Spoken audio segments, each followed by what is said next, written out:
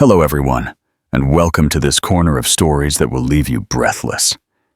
Before we dive into this tale of old money, silent power, and a spectacular public reckoning, I have a deal for you.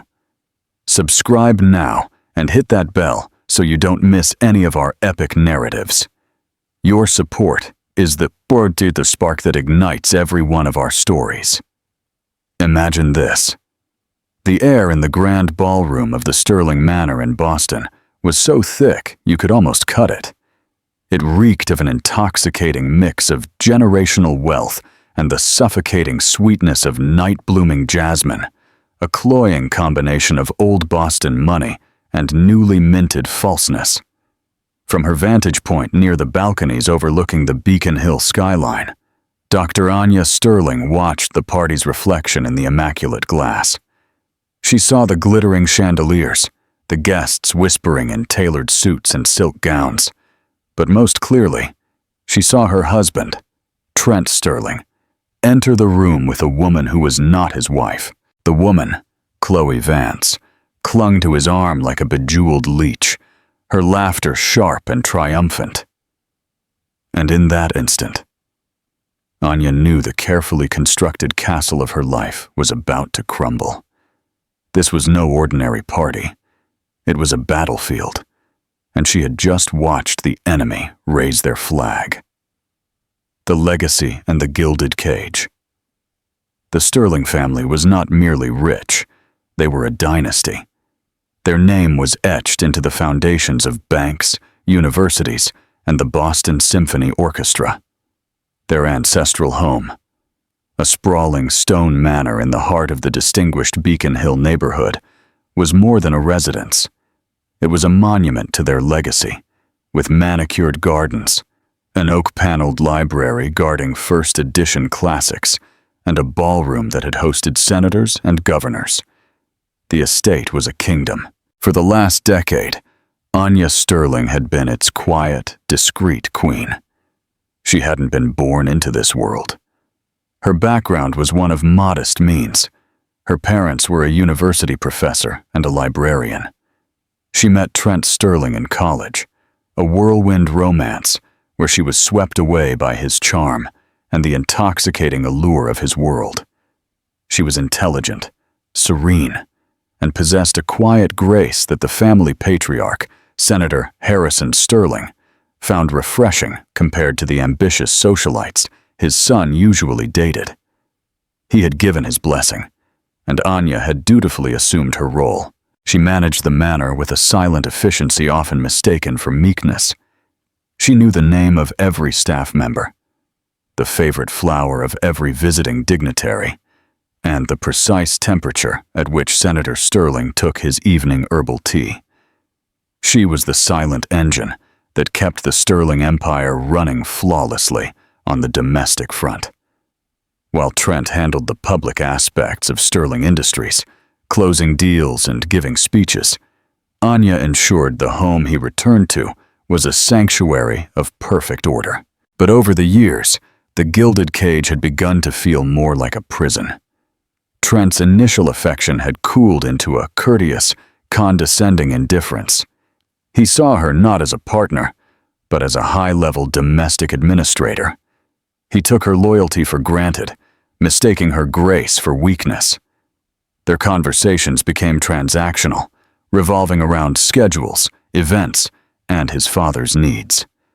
The shared laughter and late-night whispers of their youth were distant, faded echoes in the manor's cavernous hallways. Her only true ally in the house was Senator Harrison Sterling. The patriarch, now in his late 70s, and battling a degenerative illness that confined him to a wheelchair, was a man of few words but sharp perception.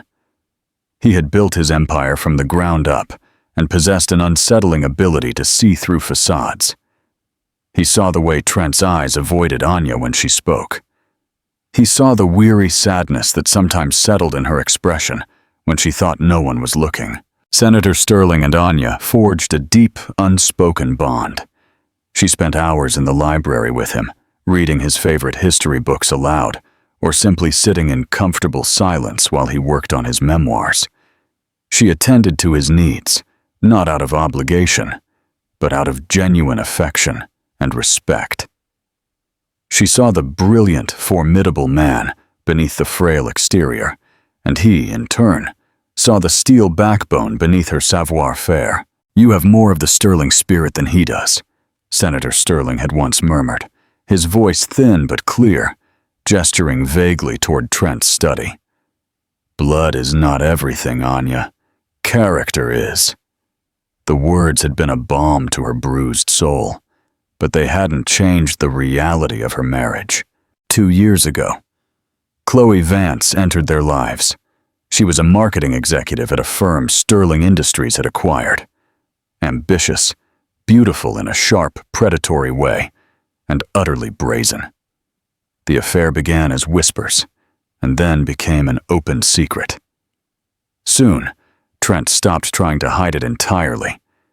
He began bringing Chloe to corporate events, then to casual family dinners. Each appearance was a fresh humiliation for Anya. She endured the pitying glances of her friends and the smug, triumphant smiles of Chloe, who seized every opportunity to mark her territory. Chloe would casually mention a trip she and Trent had taken, a private joke they shared, or an intimate detail of his life that a wife should know. But Anya didn't know. Chloe was a constant public reminder of Anya's displacement. Yet, for the sake of Senator Sterling, Anya kept her head high, refusing to give Chloe the satisfaction of a public scene. She absorbed the pain, the disrespect, the slow-motion demolition of her marriage, and carried on. Her resilience was a silent act of defiance, a promise to herself that she would not break. But she knew, with a certainty that chilled her to the bone, that a breaking point was coming for all of them. The combat. The Charleston Gala. The annual Sterling Foundation Gala in Charleston, South Carolina, was the social event of the season. It was a night of performative charity, where the elite gathered to extend checks, drink fine wine, and reaffirm their place at the top of the societal food chain. But this year, the gala carried a deeper significance.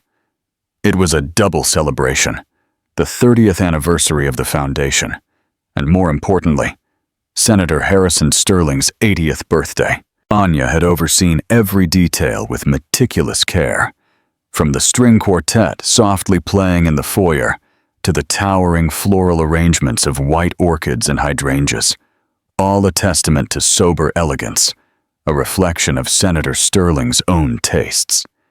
She wore a classic navy gown by a timeless designer, her only jewels the sapphire earrings that had been a gift from the senator years ago. She moved among the arriving guests with effortless grace, a warm smile for everyone, her voice a low, reassuring murmur in the rising tide of chatter. She was the consummate hostess, the very picture of sterling dignity. The party was in full swing when Trent finally made his entrance. He was not alone. Hooked on his arm was Chloe Vance, wrapped in a garish, blood-red dress that plunged dangerously low in the front and audaciously high in the back. It was a dress designed to be noticed, to scream for attention in a room that whispered. Her diamonds were bigger, her makeup heavier, her laugh louder than anyone else's. She was a splash of cheap paint on the canvas of an old master. A hush spread through the ballroom as they entered. Conversations cut short. Eyes darted from Anya to Trent and Chloe, then quickly darted away. It was one thing to take a mistress to a restaurant or a nightclub. It was quite another to bring her to the patriarch's birthday celebration, to the very heart of the family home. It was a declaration of war. Trent, to his credit, looked momentarily uncomfortable. He had the decency to avoid his wife's gaze, his eyes fixed on some point over her shoulder. But Chloe's smile was one of pure, venomous triumph. She scanned the room like the newly crowned queen, her eyes finally settling on Anya. She tightened her grip on Trent's arm, a possessive gesture for all to see. Anya felt 100 pairs of eyes on her, waiting for her to crumble, to yell, to make a scene. She felt the blood drain from her face, but her training, her years of practiced composure, kicked in. She straightened her back, raised her chin, and held her ground. She would not allow this woman to destroy a night dedicated to Senator Sterling. She saw her brother-in-law Robert and his wife Claire shoot her a look of horrified compassion. Claire began to move toward her, but Anya gave a slight, almost imperceptible negative shake of her head. Not now. Don't make it worse. Her heart hammered against her ribs, a frantic bird trapped in a cage of her own making. She watched as Trent guided Chloe toward the central bar, bypassing his father, who was seated in a large armchair near the fireplace, surveying the room with clouded yet discerning eyes. Senator Sterling's expression was unreadable, but Anya knew him well enough to see the flash of deep disappointment, the tension in his jaw. He had seen the entrance, and he had seen his son's cowardice. The night wore on, every minute an agonizing exercise in self-control for Anya. She continued her duties, speaking to donors, directing staff, and ensuring Senator Sterling was comfortable. All the while, she was painfully aware of Chloe's presence. The woman was a gravitational force of disruption, pulling Trent into her orbit and leaving a trail of uncomfortable silence wherever she went. She moved from group to group, introducing herself with a confidence that bordered on arrogance, her voice ringing across the room as she regaled people with stories that invariably featured her jewelry. Anya felt herself dissociate, watching the scene as if it were a play.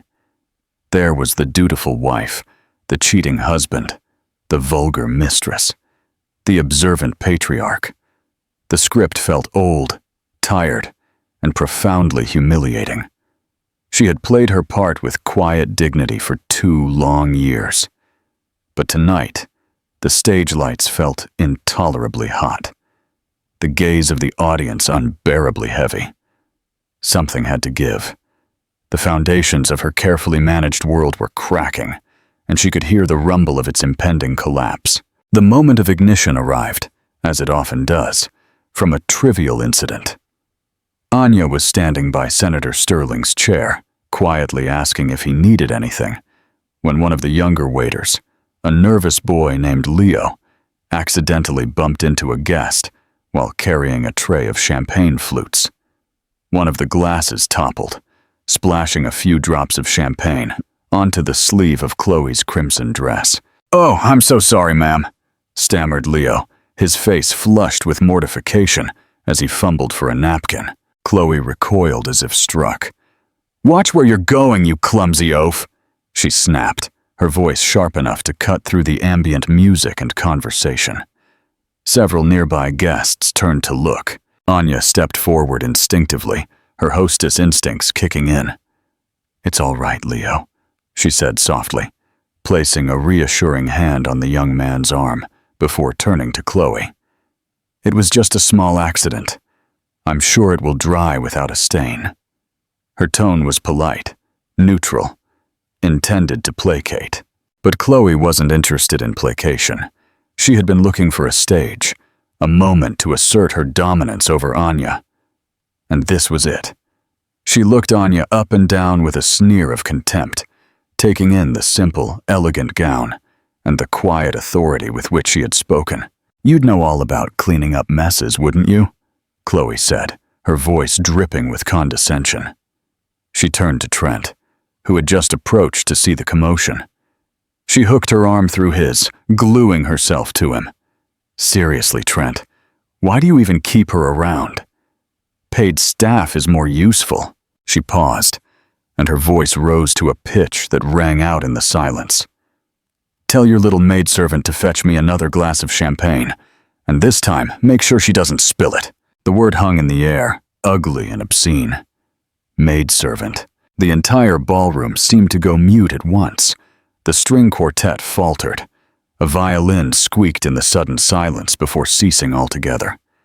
Every head turned, every eye fixed on the tableau by the fireplace. The humiliated wife, the triumphant mistress, the weak husband, and the silent patriarch. Anya felt the word like a physical blow. It was the culmination of every silent slight, every stolen weekend, every pitying glance she had endured for 2 years. All her pain, her rage, her suffocating sense of injustice coalesced into a single, blinding point of white-hot fury. For a split second, she saw herself lunging forward. She felt the imagined satisfaction of wiping the smug smile off Chloe's face, but she didn't. Instead, a strange and terrible calm descended upon her. Her breathing evened out. Her hands, which had clenched into fists at her sides, slowly relaxed. She met Chloe's cruel, bright eyes with a gaze as cold and clear as ice. She didn't need to scream. Her silence was a weapon in itself. Trent looked utterly lost. He looked from Chloe's hard, expectant face to Anya's chillingly serene one. He opened his mouth, then closed it again, like a fish gasping for air. He did nothing. He said nothing. His inaction was a confession, a verdict, a final, unforgivable betrayal. He wasn't her husband. He was simply the man she was married to. Chloe's smile widened. She thought she had won. She had publicly denigrated her rival, sealing her with the ultimate insult in this world of class and status. And Trent had not defended her. In her mind, the battle was over, but she had miscalculated fatally. She had played her scene for the wrong audience. She thought the most powerful person in the room was Trent, the apparent heir. She had forgotten the king. From his armchair, Senator Harrison Sterling began to move. A collective gasp swept the room as the senator, with a strength that seemed to defy his frail condition, pushed himself up from his chair. He waved off the worried butler who rushed to his side, his eyes burning with a cold fire fixed on the scene before him. All the power, all the authority in the room that had momentarily shifted to Chloe now snapped back and focused on him. He ignored Anya and his son. His gaze fell directly and with crushing weight upon Chloe Vance. "Miss Vance," he began. His voice was not loud, but it echoed into every corner of the dead, silent room with the force of a judge delivering a sentence. "For 2 years, I have tolerated your presence on the fringes of my family. I have watched you operate. I believed my son's infatuation was a temporary lapse in otherwise sound judgment. It appears I was wrong on every count." Chloe's smug expression faltered, replaced by a flash of uncertainty. "Senator Sterling, He raised a single trembling hand, and she fell silent. "You walk into my home, a home built upon 3 generations of integrity and hard work," he continued, his voice laced with contempt. "You wear a dress paid for with my family's money, drink my family's champagne, and stand on my family's floors. And from this position of profound privilege, a privilege you have done nothing to earn, you dare to insult the single person in this room who has demonstrated more character, more grace, and more dignity than you could possibly comprehend." He took one more step closer now, his eyes sweeping her, from her expensive shoes to her perfectly coiffed hair. "You mistake wealth for class. You mistake arrogance for strength. You see this house, this family, as a prize to be won, a corporation to be taken. You are a parasite, Miss Vance, and you have just revealed the depth of your own vulgarity to all." Chloe's face, once a mask of triumph, had paled to a sickly white. She looked to Trent for support, but he remained frozen, his face a mask of horror as he watched his father systematically dismantle his mistress. Senator Sterling then turned his piercing gaze upon his son. The disappointment in his eyes was a tangible thing, a force that made Trent physically recoil. "And you," Senator Sterling said, his voice now filled with a deep, sorrowful anger. "My son, I have watched you become a stranger. You have a wife of impeccable character, a woman who has supported you, cared for you, and tended to your father in his old age with a tenderness you have never shown.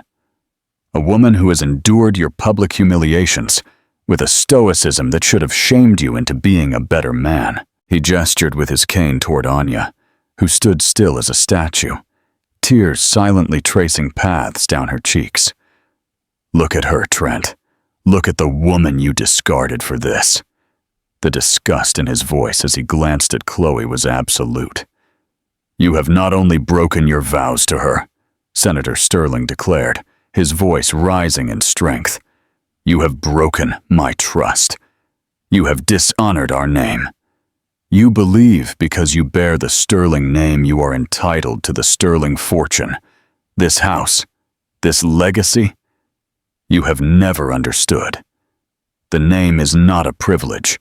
It is a responsibility you have failed spectacularly to uphold." The public reprimand was brutal, surgical, and complete. Trent's face was livid. He was no longer the powerful heir of Sterling Industries. He was a boy being scolded by his father in front of all his peers. The power dynamic of his entire life had just been shattered, irrevocably. Senator Sterling took a deep, shaky breath, leaning heavily on his cane. He looked exhausted, but his eyes were clear and determined. He had delivered his judgment. Now it was time for the sentence. "Mr. Thorne," he called, his voice ringing with authority, "if you would be so kind." A burly, silver-haired man in a sober suit, the family's longtime attorney, stepped forward from the edge of the crowd, carrying a leather briefcase. The final act was about to begin. The king's verdict. The Sterling Manor deed. Mr. George Thorne, the Sterling family attorney for over 40 years, navigated the sea of stunned guests who parted for him. His face was a professional mask of neutrality, but his eyes held a glimmer of what could only be described as grim satisfaction. He approached Senator Sterling and handed him the mahogany leather briefcase. The senator took it with a firm hand, not opening it immediately.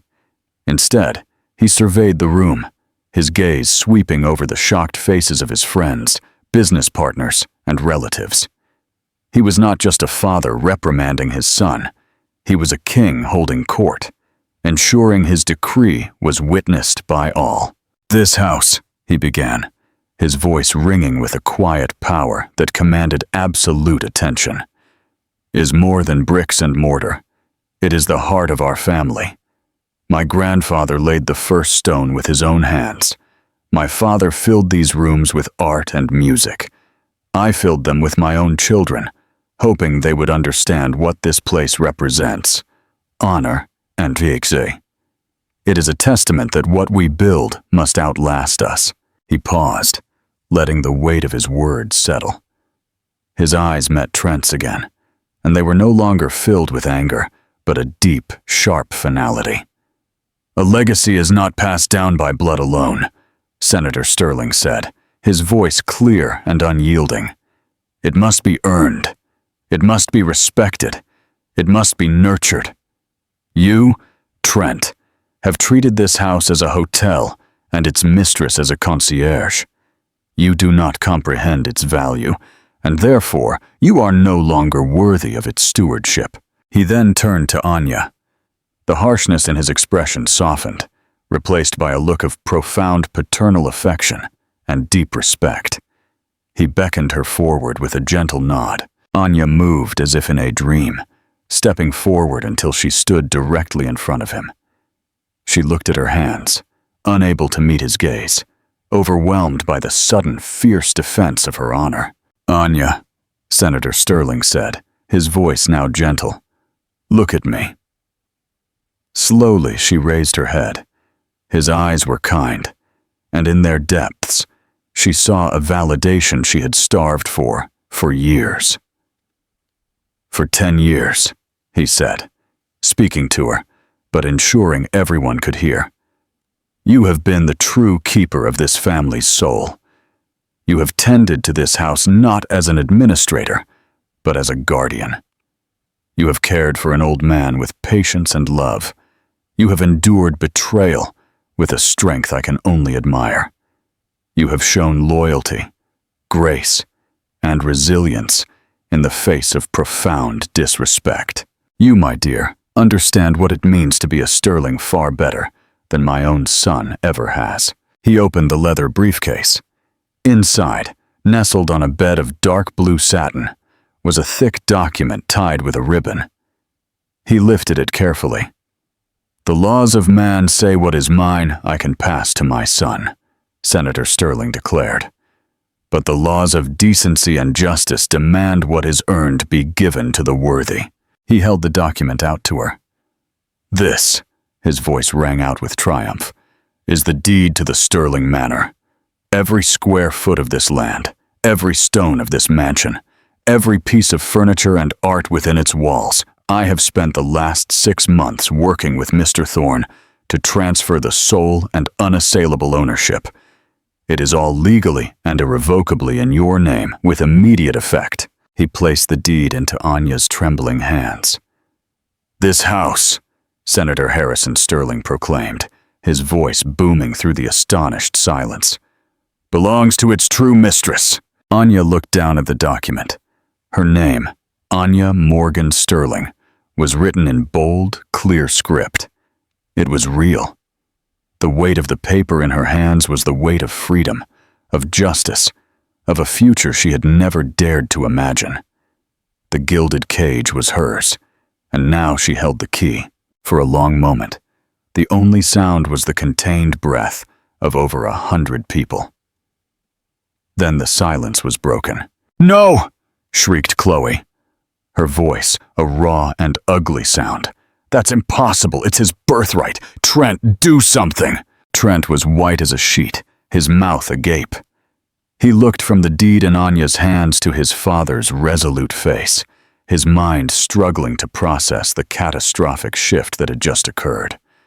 The manor, the centerpiece of his inheritance, the symbol of his identity, was gone, given to the wife he had ignored.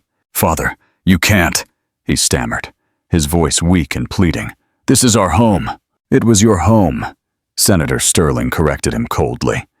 "It is now Anya's home. You are a guest here, as is your companion." Anya finally looked up from the deed. The shock was receding, replaced by a wave of empowerment so potent it was dizzying. The tears on her face had dried, and her eyes, when they met Chloe's, were no longer soft and forgiving. They were shards of sapphire, hard and bright. She took a step toward Chloe, who was still clinging to Trent's arm like a drowning woman. "I believe," Anya said, her voice perfectly calm and level, cutting through Chloe's rising hysteria, "that the party is over." She held the deed up slightly for emphasis. "As the owner of this house, I must ask you to leave."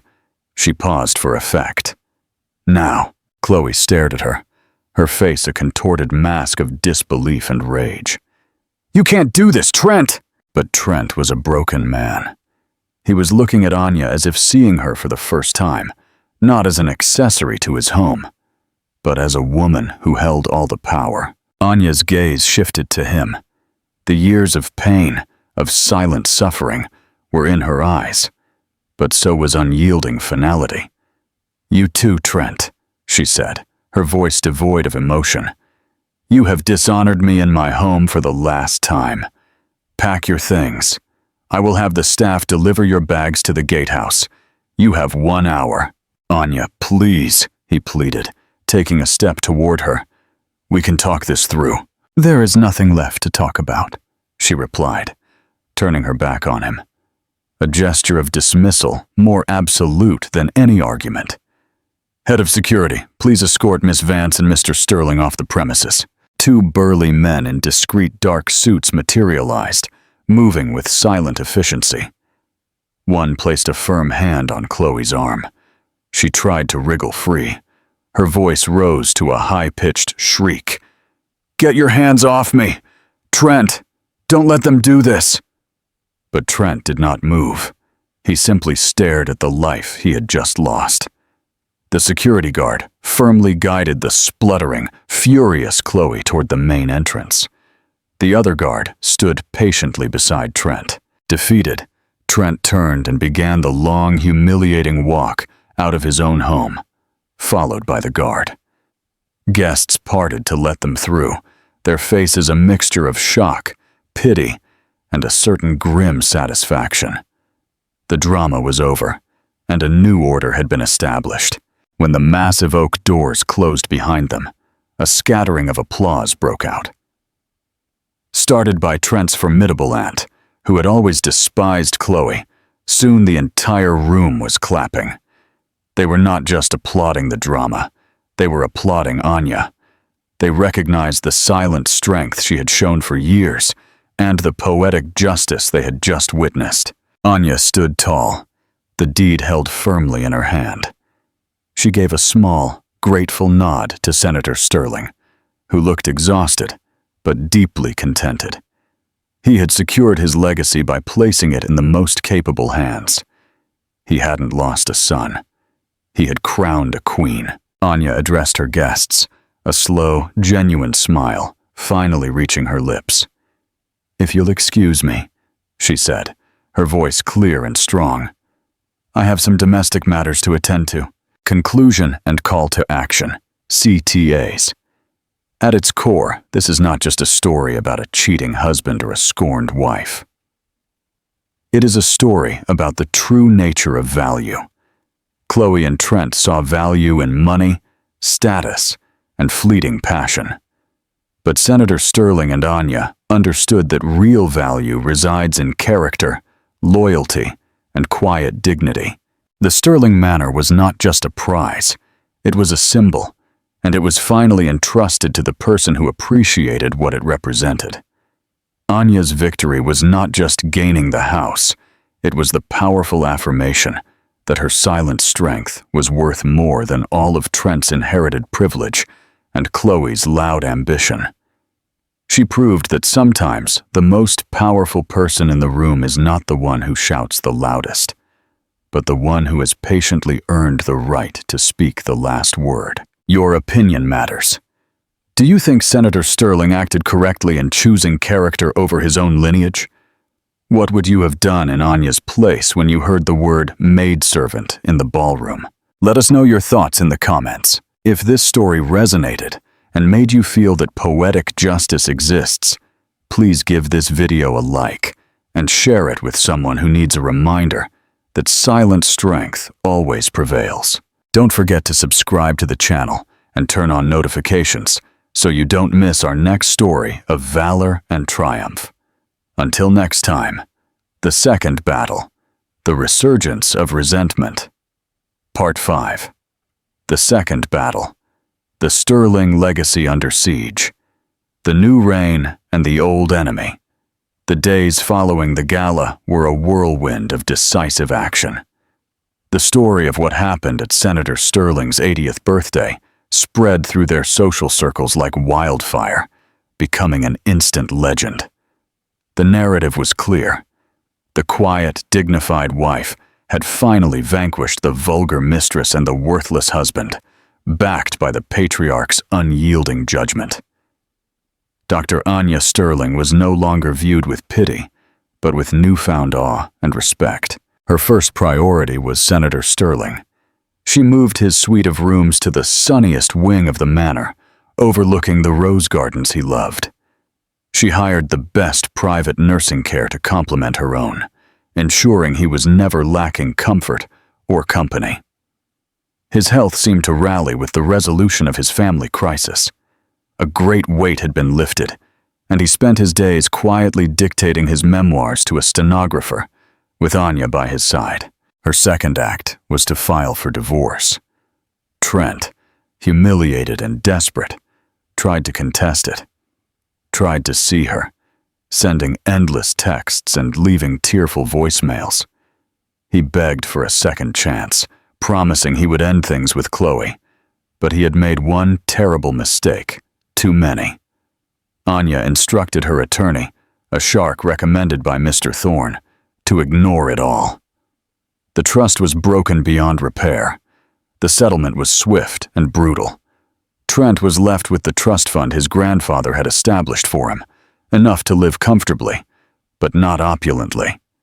He was barred from Sterling Industries, and the senator signed over his controlling shares to a professional board, with a significant portion held in trust for future charitable works in Anya's name. Trent had lost his home, his inheritance, his wife, and his father's respect in one single night. Chloe Vance vanished. Once it became clear that Trent was no longer the golden goose, her calls and texts ceased. She was eliminated from the Sterling Industries corporate roster and disappeared from the Charleston social scene as quickly as she had arrived. A mere footnote in the Sterling family saga. Meanwhile, Anya was undergoing a profound transformation. With the weight of her unhappy marriage lifted, she blossomed. She began taking a more active role in the Sterling Foundation, shifting its focus toward causes she was passionate about. Education for underprivileged women and arts programs for children. She proved to have a keen business sense, much like Senator Sterling, and the foundation's endowment grew under her leadership. She did not wander the vast manor, alone and lost. Instead, she filled it with life. She hosted fundraisers, chamber music concerts, and tertulias for artists and thinkers. She invited her own family, the professor and the librarian, to stay for long stretches, their quiet, intellectual warmth filling the halls that had once echoed with tension. The house, once a symbol of her confinement, was now the seat of her power and her platform for good. It was no longer a gilded cage, but a vibrant, thriving kingdom. Months later, on a warm spring afternoon, Anya stood on the main balcony, the same one from which she had often watched Trent leave for his trysts. She held a glass of wine, looking out over the sprawling gardens that sloped down to the shimmering waters of the Ashley River. The air was filled with the scent of night-blooming jasmine and the distant sound of an orchestra tuning up for a charity event she was hosting. She was no longer Anya, the quiet wife of Trent Sterling. She was Dr. Anya Sterling, matriarch of the Sterling Manor, a philanthropist, a leader. She hadn't inherited her position. She had earned it through silent strength and unyielding character. They had called her a maidservant in her own house.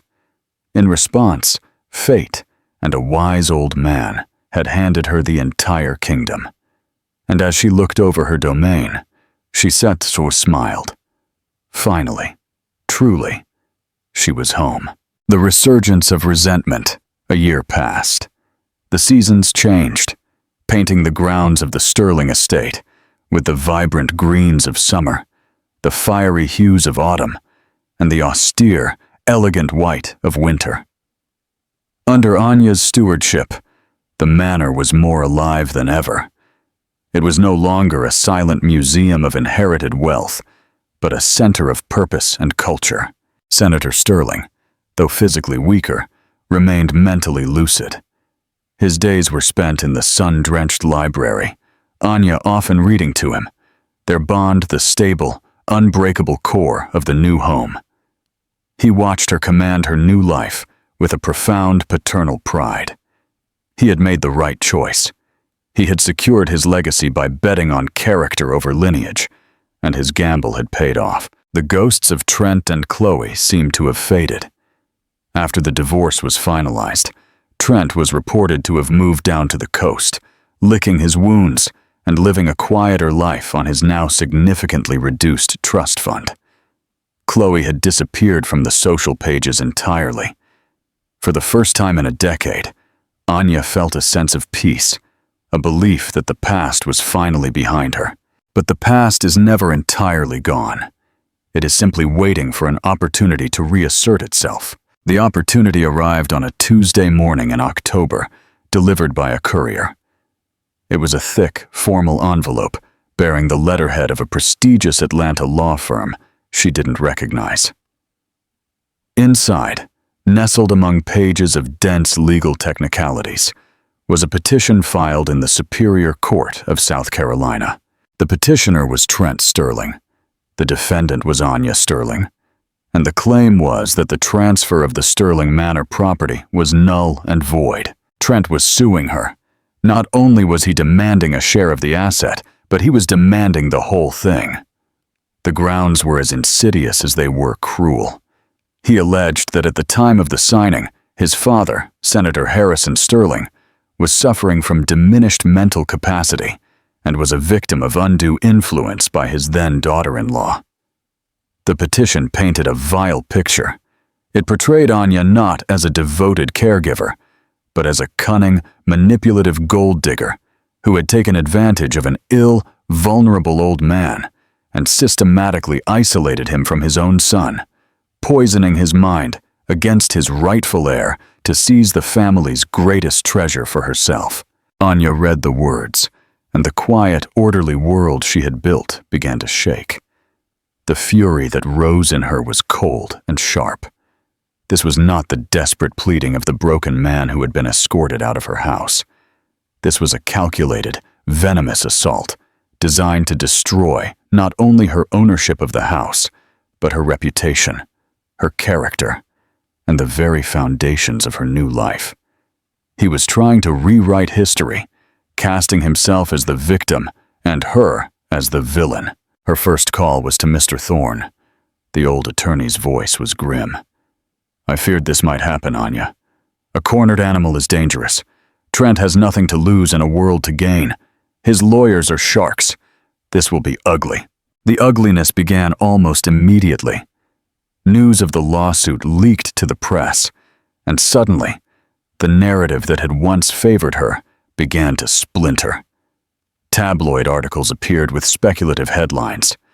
Sterling family war, caretaker wife, conned ailing patriarch. Old photos of her and Trent, in happier times, were juxtaposed with photos of her now, looking serene and powerful at foundation events. The insinuation was clear. Worse was the reaction within the family. Trent's brother, Robert, and his wife, Claire, who had applauded her victory at the gala, now arrived at the manor with faces lined with worry. "Anya, we know this is absurd," Robert began, shifting uncomfortably in the formal drawing room. "We were there. We saw what happened. But a public court battle, the things Trent is alleging, it will drag the family name through the mud." "He is dragging my name through the mud," Anya corrected him, her voice steel. "Of course, and it's despicable," Claire quickly added, her tone placating. "But his lawyers will subpoena Senator Sterling's medical records, force him to testify, to be evaluated by their doctors. Think of the stress on him in his condition. There has to be another way. A settlement, perhaps.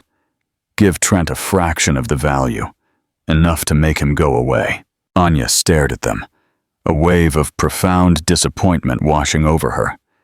She had thought they were her allies, but their loyalty was to the family's pristine public image, not to her, or even the truth.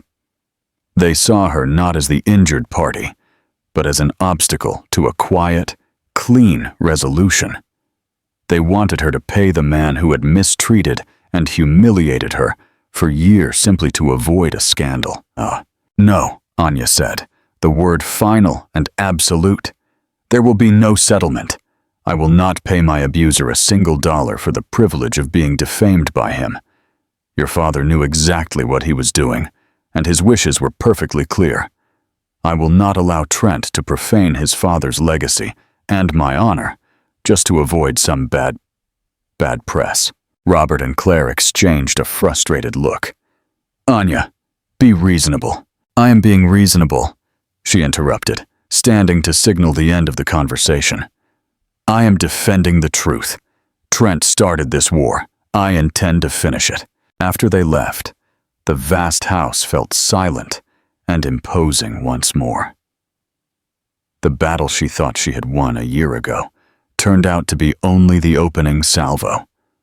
The real war was about to begin, and this time, she was fighting not just for a house, but for her very identity.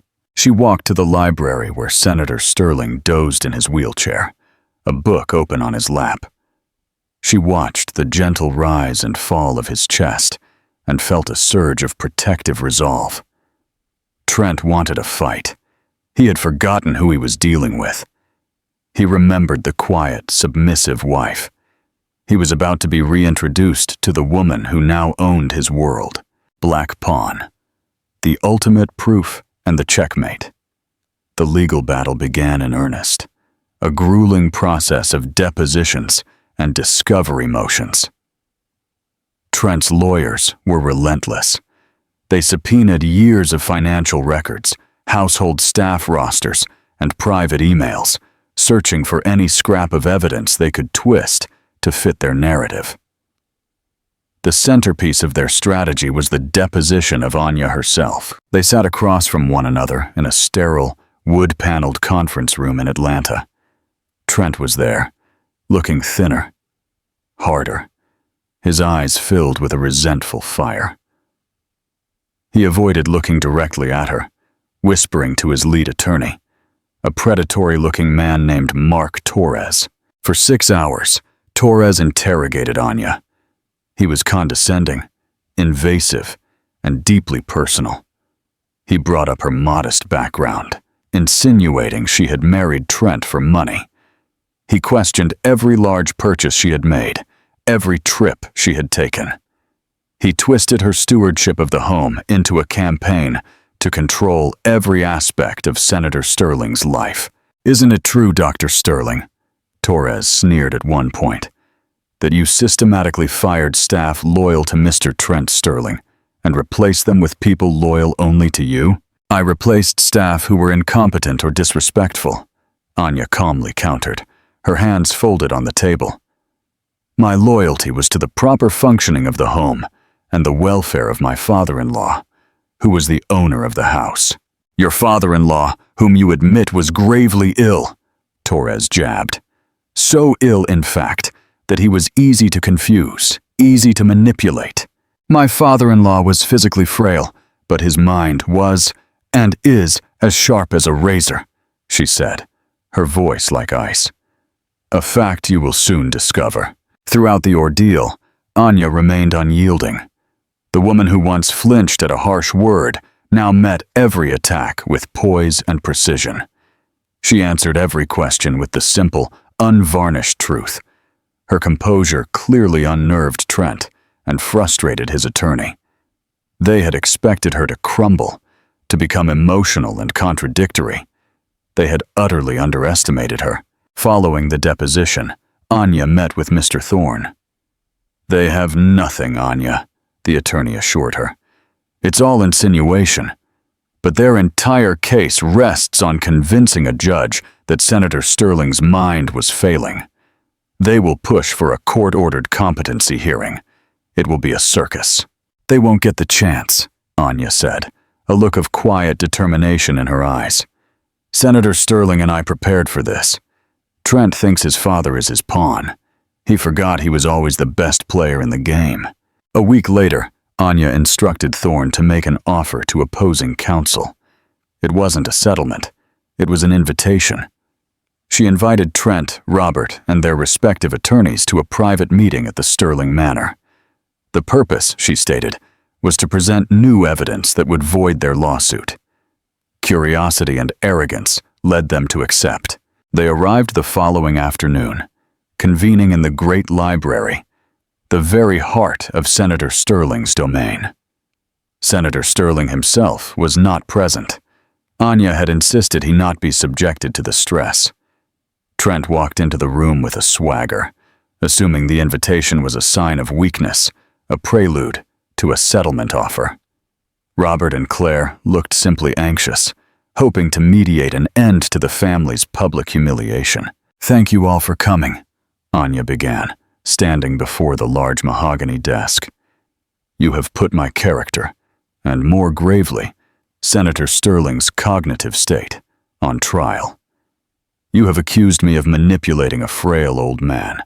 Before we proceed with this farce in court, I thought it only fair that you hear from the victim himself." Mark Torres sneered. If you think putting an ailing man on the stand to give a coached statement will help your case, he won't be taking the stand, Anya said, pointing to a large television screen that had been discreetly installed on the wall. He already has. She pressed a button on a remote. The screen sprang to life. It showed Senator Harrison Sterling sitting in that very library in his favorite armchair. He looked frail, yes, but his eyes were clear, intelligent, and piercing. He was looking directly into the camera. The date and timestamp in the corner of the screen read 6:30 p.m. on the night of the gala, just 2 hours after he had signed the final deed transfer documents with Mr. Thorne, who was seated just out of frame. "I am Harrison Sterling," he began, his voice raspy but firm. "I am recording this statement of my own free will, in full use of my faculties, to clarify the legal and moral reasoning behind my decision to transfer the title of my home to my daughter-in-law, Anya Morgan Sterling." Trent's face went white. Robert leaned forward, his expression frozen in shock. "My son, Trent," Senator Sterling continued, his gaze unyielding, "believes this house is his birthright. A birthright is a concept for kings and fools. In the real world, things of value must be earned or at least respected. Trent has done neither." Senator Sterling then systematically and with devastating precision recounted Trent's years of neglect, his cruelty toward Anya, and his profound lack of character. "Bringing that woman, Chloe Vance, into my home on the night of my birthday was not just an insult to his wife. It was a final demonstration of his pathetic weakness. A man who cannot control his own basic impulses cannot be trusted to steward a legacy." The camera appeared to zoom slightly on Senator Sterling's face. "Let me be perfectly clear for any court or any person who might question my mental state. This was not an act of anger. It was an act of clarity. I have watched Anya for 10 years. I have seen her integrity, her strength, her compassion. She has honored the responsibilities Trent has shirked. She has shown more sterling character than he ever has. The house is not a reward. It is a recognition of who she is." Senator Sterling's gaze then seemed to soften, but his words sharpened. "And to my other son, Robert," he said, and Robert visibly winced. "You may wonder why I did not pass the property to you. It is because your defining characteristic has always been conflict avoidance. You are a good man, but you are not strong. You would have appeased Trent. You would have sold the estate to keep the peace. You would not have fought for it. Anya will." The video ended. Senator Harrison Sterling from the past had delivered the final, unassailable judgment. The silence in the room was absolute, broken only by a small, strangled sound from Trent. He stared at the blank screen, his face ashen. He had been so sure of his father's weakness, so convinced of his own victimization. In 5 minutes, his father had dismantled his entire case, his entire sense of self, with cold, hard truth. Anya remained silent, allowing the weight of Senator Sterling's words to fill the room. There was no triumph on her face, only a mournful finality. Mark Torres was the first to speak, clearing his throat. "This is highly unorthodox, but compelling." He knew, as did everyone in the room, that the video was a silver bullet. No judge would rule against such clear and compelling evidence of Senator Sterling's intent and lucidity. The lawsuit was dead. The next morning, Trent's lawyers formally withdrew the petition. It was over. Trent left the manor that day without another word. Robert and Claire approached Anya before departing, their faces humbled. "He was right, Anya," Robert said, his voice heavy with regret. "About me, about everything. Forgive us for doubting you." Anya simply nodded. The war was finally, truly over. She had fought for her home, her honor, and the legacy of Senator Sterling. And she had won. Standing alone in this quiet library, she looked out the window at the sprawling gardens. The echoes of the past had faded, replaced by the promise of a future she would build on her own terms. A future built not on birthright, but on character. Conclusion and final call to action. At its core, this is not just a story about a cheating husband or a scorned wife. It is a story about the true nature of value. Chloe and Trent saw value in money, status, and fleeting passion. But Senator Sterling and Dr. Anya Sterling understood that real value resides in character, loyalty, and quiet dignity. The Sterling Manor was not just a prize, it was a symbol, and it was finally entrusted to the person who appreciated what it represented. Anya's victory was the powerful affirmation that her silent strength was worth more than all of Trent's inherited privilege and all of Chloe's loud ambition. She proved that sometimes the most powerful person in the room is not the one who shouts the loudest, but the one who has patiently earned the right to speak the last word. Your opinion matters. Do you think Senator Sterling was too harsh on Robert, the brother who was conflict avoidant? Was the $500,000 video the ultimate strategic move?